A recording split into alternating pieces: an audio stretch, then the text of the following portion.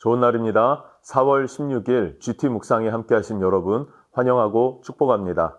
오늘은 요한복음 21장 7절에서 14절 말씀으로 떡과 생선을 주시는 예수님이라는 제목으로 하나님 말씀 나누겠습니다. 먼저 본문 말씀 읽어봅니다. 예수께서 사랑하시는 그 제자가 베드로에게 이르되 주님이시라. 시몬 베드로가 벗고 있다가 주님이라 하는 말을 듣고 겉옷을 두른 후에 바다로 뛰어내리더라. 다른 제자들은 육지에서 거리가 불과 한 50칸쯤 되므로 작은 배를 타고 물고기 든 그물을 끌고 와서 육지에 올라보니 숯불이 있는데 그 위에 생선이 놓였고 떡도 있더라. 지금 잡은 생선을 좀 가져오라. 시몬 베드로가 올라가서 그물을 육지에 끌어올리니 가득히 찬 큰 물고기가 153마리라. 이같이 많으나 그물이 찢어지지 아니하였더라. 와서 조반을 먹으라. 제자들이 주님이신 줄 아는 고로 당신이 누구냐 감히 묻는 자가 없더라. 예수께서 가셔서 떡을 가져다가 그들에게 주시고 생선도 그와 같이 하시니라. 이것은 예수께서 죽은 자 가운데서 살아나신 후에 세 번째로 제자들에게 나타나신 것이라. 낭망한 제자들은 다시 디베랴 호숫가에서 고기를 잡습니다. 이때 부활의 주님이 찾아오셨는데 제자들은 예수님을 알아보지 못했습니다. 왜 알아보지 못했을까요? 첫 번째는 부활의 주님, 그 몸은 예전의 몸과 다른 새로운 몸, 영의 몸을 입었기 때문이다 라고도 우리가 추측할 수 있고요. 또 하나는 너무나 자기 일에 집중한 나머지 예수님의 일에 대해서는, 하나님의 일에 대해서는 돌아볼 겨를이 없었구나 라는 것도 알아볼 수 있습니다. 그럴 때 주님이 말씀하시죠. 얘들아, 너희에게 고기가 있느냐? 근데 이때도 알아보지 못하고 없습니다 이렇게 대답합니다. 그러자 예수님이 배 오른편에 던져라 라고 하셨고 그 말에 의지해서 배 오른편에 그물을 던졌는데 많은 물고기가 잡혔다. 그물을 들 수 없었다. 이렇게까지 이야기를 하고 있습니다. 그리고 오늘 본문 말씀 7절을 보니까 예수께서 사랑하시는 그 제자가 요한을 말하고 있죠. 요한이 베드로에게 말합니다. 주님이시다 라고 얘기해요. 주시다 라고 이야기를 합니다. 그러자 베드로가 벗고 있다가 주님이라 하는 말을 듣고 겉옷을 두른 후에 바다로 뛰어내리더라. 아멘. 베드로와 요한은 이상한 케미가 있는 것 같습니다. 예수님의 시신이 없어졌다라고 하는 막달라 마리아의 이야기를 들었을 때도 이 사람들이 뛰어가죠. 그런데 요한이 먼저 무덤에 도착했는데 무덤 안으로 들어가지는 못하고 주춤거릴 때 베드로는 거침없이 무덤으로 달려들어갔습니다. 오늘도 예수님이 찾아오셨는데 아무도 알아보지 못했을 때 요한이 먼저 주님을 알아봅니다. 요한복음에 보면 요한은 자기 스스로를 주님이 사랑하시던 제자라고 기록하고 있어요. 주님과의 관계가 어떤 관계입니까? 누구보다도 사랑의 관계로 연결된 제자가 요한이었던 것 같습니다. 요한은 주님을 사랑했기 때문에 사랑하는 주님을 그 제자들 가운데에서 가장 먼저 알아보지 않았나 하는 생각을 합니다. 그러나 먼저 움직이면서 반응한 사람은 베드로입니다. 위통을 벗어버리고 그리고 바다로 뛰어내려서 주님께로 나아갔다.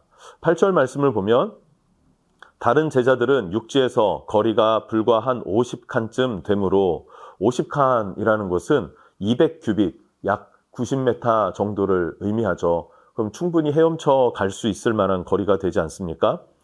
그 정도 거리가 되었다. 그러면서 작은 배를 타고 물고기 든 그물을 끌고 와서 9절 육지에 올라보니 숯불이 있는데 그 위에 생선이 놓였고 떡도 있더라. 아멘.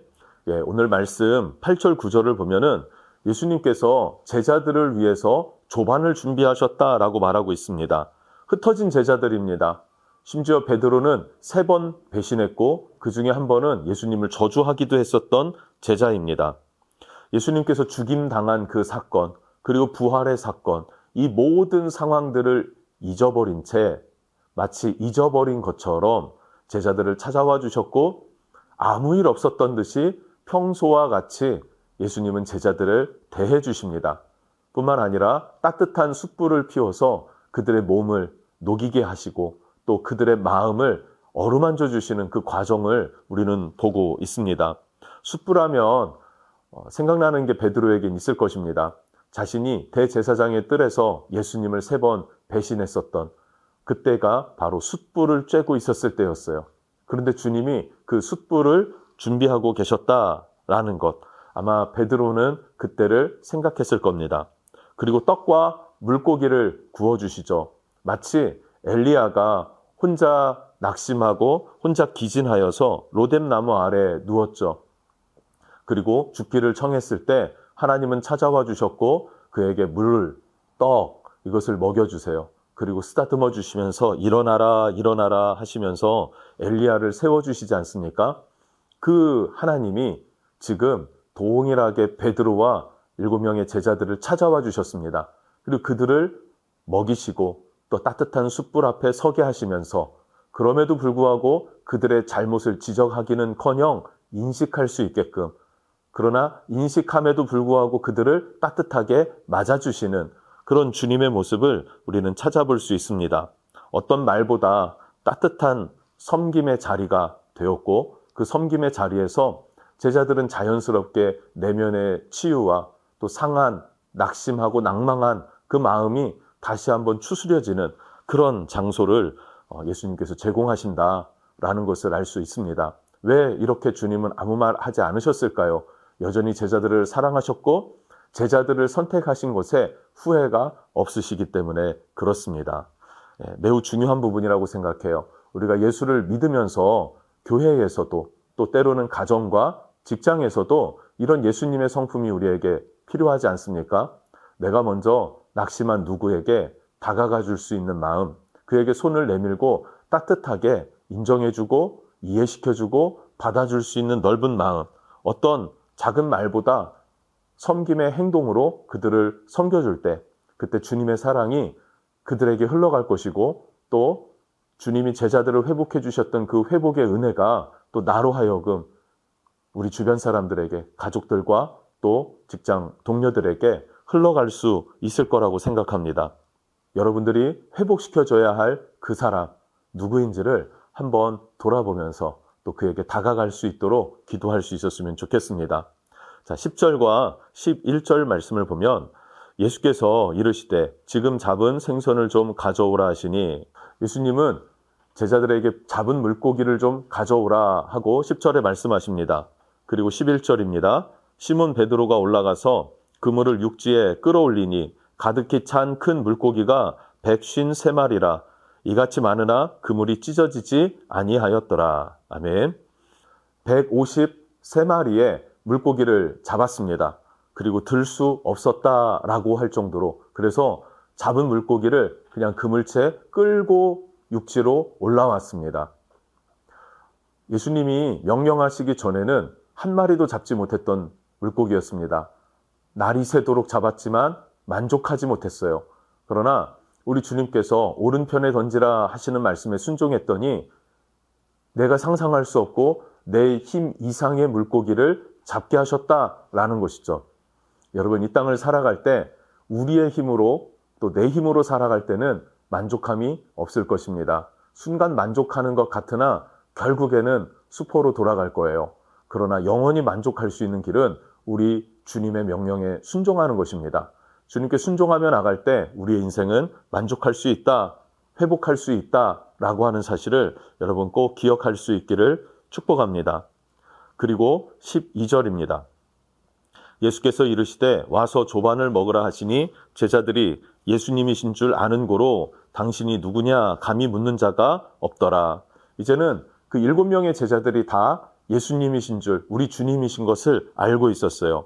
그러나 주님께 먼저 어떤 말을 해야 될지 염치가 없어서 말을 건네지 못하고 그냥 숙연하게 먹고 불을 쬐고 주님의 음성과 받아주심 가운데 안기는 모습, 이 모습을 우리가 그려볼 수 있네요. 13절입니다. 예수께서 가셔서 떡을 가져다가 그들에게 주시고 생선도 이와 같이 하시니라. 14절, 이것은 예수께서 죽은 자 가운데서 살아나신 후에 3번째로 제자들에게 나타나신 것이라.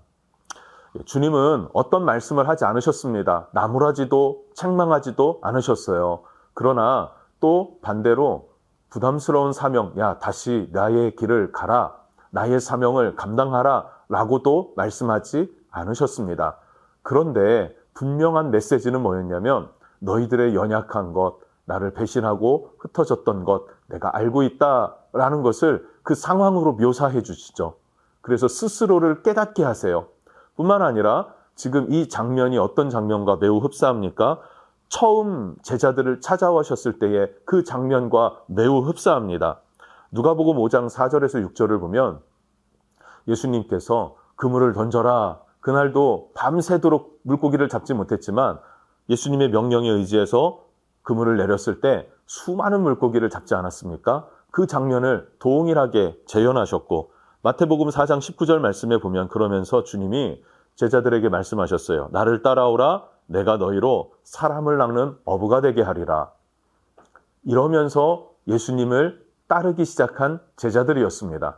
그러니까 예수님은 부담스럽게 과거의 너희의 실수, 너희의 배신 이것을 말씀하지 않았지만 제자들이 깨달을 수 있도록, 느낄 수 있도록, 그때의 그 감정 가운데 거할 수 있도록, 그러나 그때의 실패의 감정이 아니라 그 실패까지도 주님께서 받아주시고 안아주시고 이해해주시고 감싸주시는 그런 섬김의 모습으로 다가와 주셨을 뿐만 아니라 제자들에게 처음 찾아왔을 때 그때 주셨던 사명, 사람을 낚는 어부가 되게 하리라 하셨던 그 사명도 기억나게 하시는 것입니다.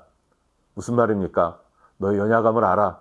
그러나 너희 연약함을 보고 낙심하고 포기하고 그렇게 사명을 버려버리는 자가 되지 말고 다시 한번 도전하라. 다시 한번 따르라. 다시 한번 일어나라 하시는 말은 없지만 상황으로 제자들에게 격려하시고 다시 세워주시고 사명을 재부여해 주시는 그 주님의 모습을 보게 됩니다. 우리 주님은 마음의 생각이 깊습니다. 그리고 그 사랑으로 우리를 찾아와 주신다라는 사실을 기억하면서 나의 약함보다 나의 작음보다 주님의 크고 주님의 지혜로움을 바라볼 수 있는 그 믿음이 여러분 안에 또 내 안에 있었으면 좋겠습니다. 기도하겠습니다. 주님, 우리는 죄악 중에 출생하였고 의인은 없나니 하나도 없다 하셨기에 죄인으로 이 땅을 살아갑니다. 내가 예수를 만나 거듭났음에도 불구하고 때로는 그 죄인의 성품에 넘어질 때도 있고 낙심하고 낭망하고 좌절할 때도 있습니다. 그러나 주님, 이 모습 이대로 주님께서는 아시고 받아주시고 그럼에도 불구하고 주님의 사명을 우리에게 맡겨주시는 주님이심을 믿사오니 주님, 나를 보지 않고 주님을 바라보면서 나를 안으시고 품으시고 내가 다시 한번 회복하기를 원하시는 그 주님의 마음 안에 거할 수 있도록 우리를 이끌어 주십시오. 예수님의 이름으로 기도합니다. 아멘.